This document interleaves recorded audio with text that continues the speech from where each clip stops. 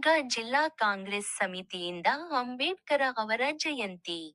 ಶಿವಮೊಗ್ಗ ಜಿಲ್ಲಾ ಕಾಂಗ್ರೆಸ್ ಕಚೇರಿಯಲ್ಲಿ ಏಪ್ರಿಲ್ 14, 2026 ಮಂಗಳವಾರ ಬೆಳಗ್ಗೆ, ಜಿಲ್ಲಾ ಕಾಂಗ್ರೆಸ್ ಪ್ರಧಾನ ಕಾರ್ಯದರ್ಶಿಗಳಾದ ಎಸ್.ಟಿ. ಹಾಲಪ್ಪ ಹಾಗೂ ಯು. ಶಿವಾನಂದ ರವರ ನೇತೃತ್ವದಲ್ಲಿ ಮತ್ತು ಎಸ್.ಸಿ. ವಿಭಾಗದ ಜಿಲ್ಲಾ ಅಧ್ಯಕ್ಷರಾದ ಶಿವಣ್ಣರವರ ಅಧ್ಯಕ್ಷತೆಯಲ್ಲಿ ಸಂವಿಧಾನ ಶಿಲ್ಪಿ ಡಾಕ್ಟರ್. ಬಿ.